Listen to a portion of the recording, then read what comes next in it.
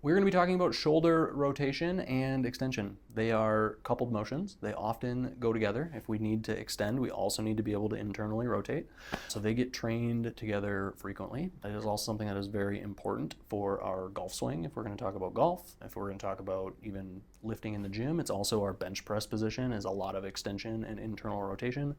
There are numerous reasons and case scenarios where we need both. So we are going to train both. So the way that we typically start this is going to be with pails and rails. Probably sounds familiar if you've been around for any length of time. We do a lot of pails and rails. Specific to shoulder internal rotation, Andy here is going to lay on his side. Our goal with the side lying, this block here is really just for a pillow, so he's comfy. We want him to trap his shoulder blade down onto the floor. So we've got it here. He's actually going to pull and suck that down a bit, and then shoulder internal rotation happens here. And what we're going to see is that Andy doesn't have a lot. If we let him cheat, he can let this thing come out and down, and this just ran way forward, and we're not doing shoulder internal rotation anymore. We are doing scapular protraction, and we are doing shoulder adduction. So what we're going to do is bring it back in here. We're going to suck this guy underneath. We're going to pin him down, and he's going to put his body weight onto that shoulder blade so it can't move. He's going to use this hand to help himself internally rotate to wherever his stopping point is, where this elbow stays high, it doesn't move, and we are just spinning here internally. What we're trying to do throughout this whole thing is gain internal rotation. We want it to be more like 60 degrees. So if you imagine where 45 is, we want to be at 60. That's normal. That's normal internal rotation. What we don't have is that. So a pail and a rail, this is the exact same process that we go through in any joint in your body. It is just the most efficient, the best way for us to gain range of motion. We do 2 minutes of passive stretching. That means Andy sits here with the weight of this hand, not forcing it down, just the weight of this hand on his wrist more than his hand. Again, we don't want wrist buckling. We just want this to spin.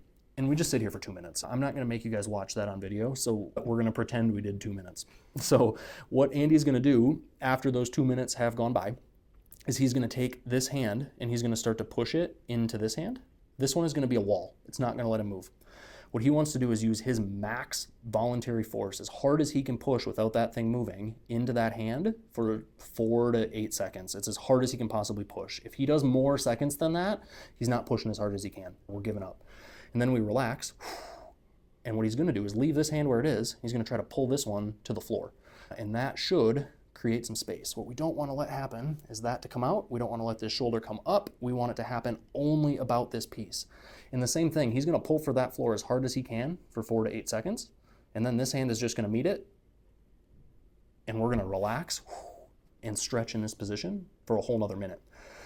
This can be, and really is, pretty miserable. It doesn't feel great, but that's, that's because we got to open that space up.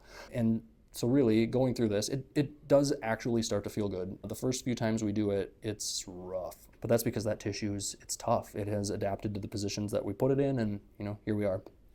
So after that minute, we're going to pretend it went by. Andy's just going to start the process over again. He's going to slowly ramp the pressure until he's pushing as hard as he can. He's going to hold that max contraction for 4 to 8 seconds. He's going to stop pushing, and then he's going to push down towards the floor again for 4 to 8 seconds. And really fun, what we're going to notice, he is cheating a little bit, but not a lot. He's going to bring that back down and relax, is just how much range of motion we can gain in one session. This will tighten back up. He's going to lose some of that again. But with repeated application, it's going to stay, which is exactly what we want to see. So just like our internal rotation pails and rails, when we start talking about extension pails and rails, we are going to do a very similar thing. But what Andy's going to do is sit on his butt, come butt here, feet there. All right. And then we're going to go bent knees, feet flat, hands, fingers pointing back behind you. Boom, there and there. With this, what we're going to do is let those elbows unlock just a touch. Boom. We want to take a little bit of bicep out of it if we can help it. We want this to happen front side of both shoulders. And then Andy's going to take and bring his butt towards his feet until he's uncomfortable or when he starts to get stretch in this shoulder. What you'll notice, the difference between our internal rotation and our extension videos here, is that Andy's not really limited in his extension, so he doesn't need this nearly as much as he needed his internal rotation work through.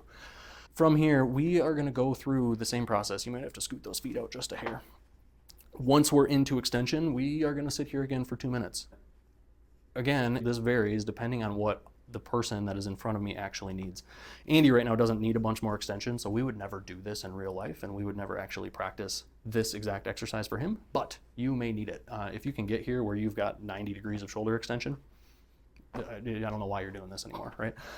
Unless maybe you're a gymnast. But anyway, Andy, what he's gonna do, so 2 minutes of full stretch, and then we are going to do a PAIL contraction here, which is where he's going to take the stretched tissue and he's going to contract it. That means he's going to push his hands into the floor like he's trying to sweep them under him, but the floor is in the way. It's the exact same thing. He's pushing as hard as he can for about 4 to 8 seconds. He's going to relax, and then he's going to try to lift his hands off the floor from here. If he can get them, he's going to let himself fall back to those hands a little bit. Ooh, yeah.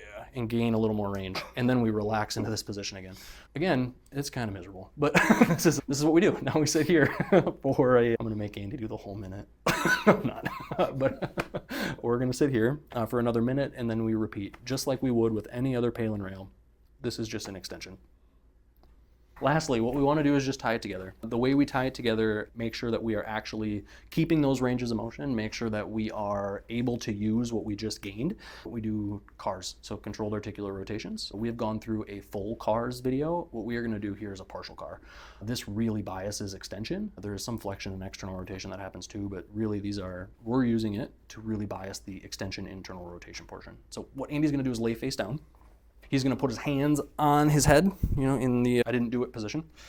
And then from here, what he is going to do is lift his elbows as high as he can. And then he's going to lift his hands as high as he can. From there, upper arms is going to stay where they are, but he's going to straighten elbows out.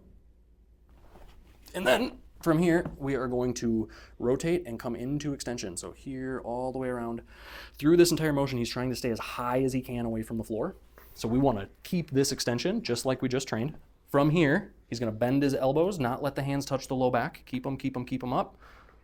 Ooh. And then we set hands down and elbows down.